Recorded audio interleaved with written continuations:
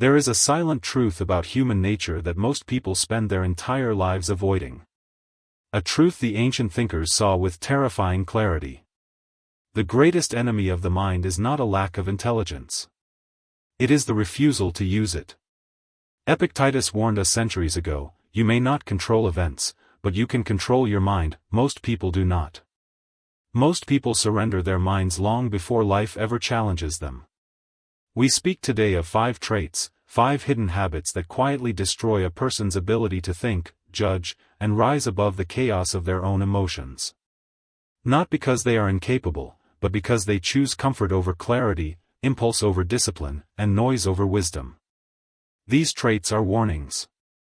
They are reminders and they are invitations for us, not others, to rise above the very traps that keep entire lives stuck in mental darkness. Trait 1, the inability to sit with discomfort.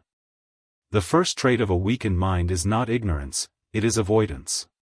Most people flee from discomfort as if it were poison, never realizing it is the very thing that forges strength. Give them silence and they panic. Give them responsibility and they collapse. Give them a challenge and they look for someone to blame. Marcus Aurelius observed that the impediment to action advances action. What stands in the way becomes the way. But those who sabotage themselves cannot grasp this. They believe discomfort is a signal to escape, not evolve. So they numb themselves with distractions, noise, pleasure, anything that keeps them from confronting their own mind. What happens to a blade that is never sharpened? It dulls.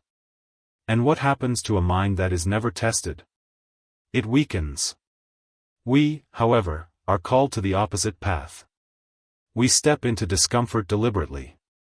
We endure setbacks. For a mind that is never tempered remains fragile, but a mind that meets discomfort with discipline becomes unbreakable. Trait 2, the belief that emotions justify actions. The second trait of mental sabotage is the belief that feelings automatically equal truth. This is the mark of a mind dragged by impulses instead of guided by reason. They feel anger, so they lash out. They feel envy, so they accuse. They feel fear, so they run. They never pause, never question, never discipline the chaos within. They act first and think later, if they think at all. Seneca warned us, an uncontrolled mind is dragged by its own desires. And that is the tragedy. Not lack of intelligence, but lack of mastery.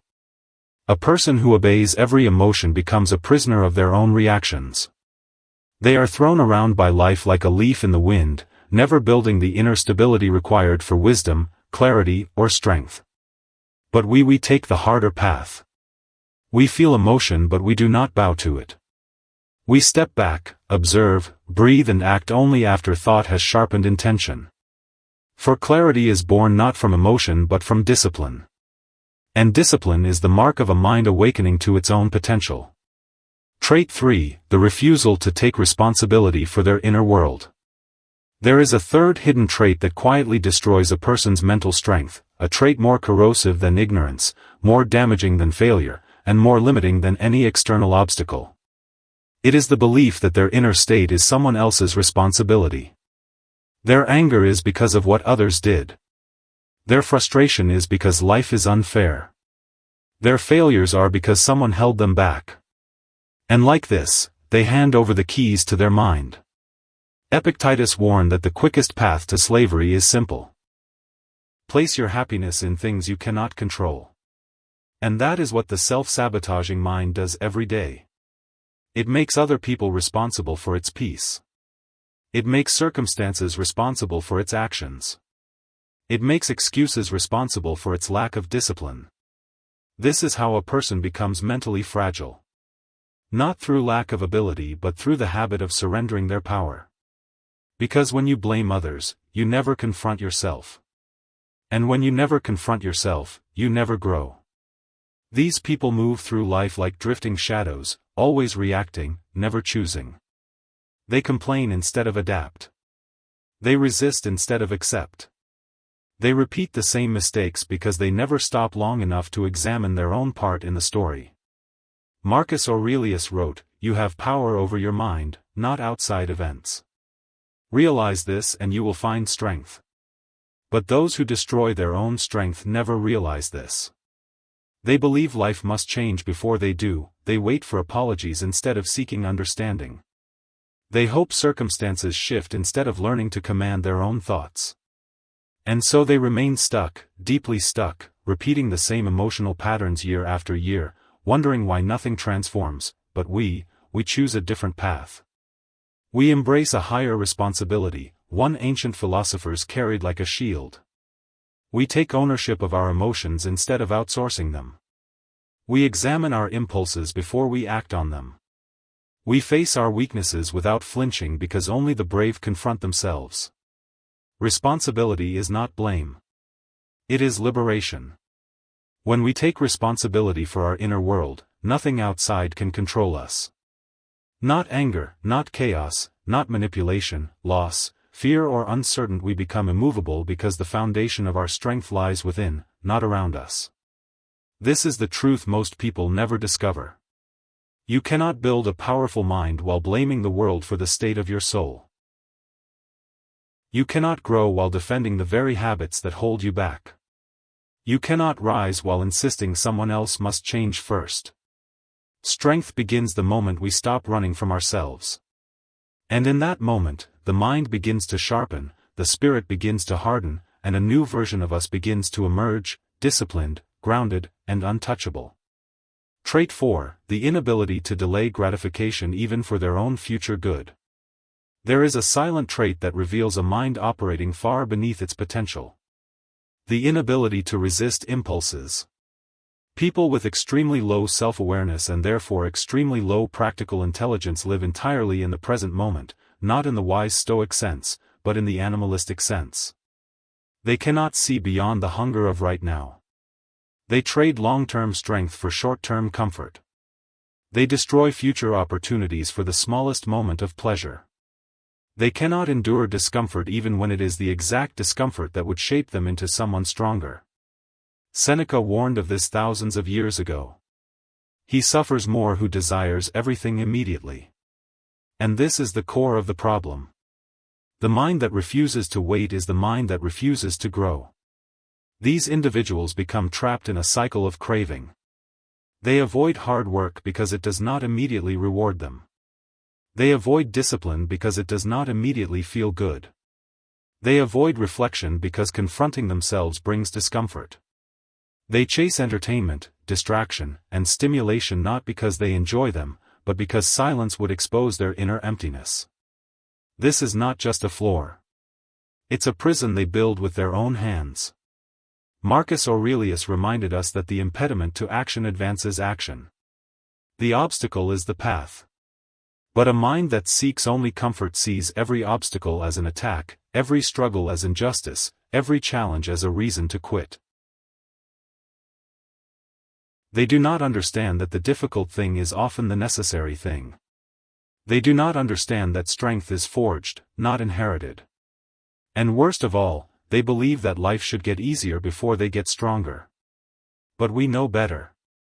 We who follow the ancient discipline of inner mastery understand that the ability to delay gratification is a form of power, the ability to reject the momentary impulse in favor of the long-term self.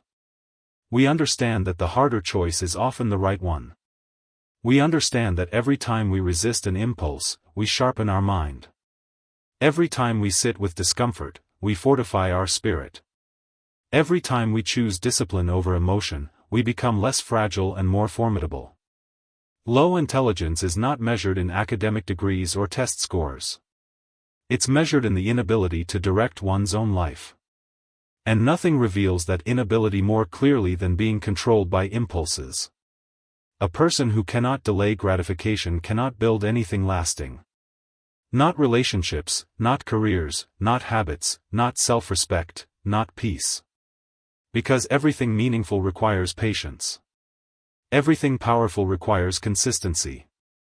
Everything transformative requires the courage to endure the uncomfortable. This is the truth. Many ignore.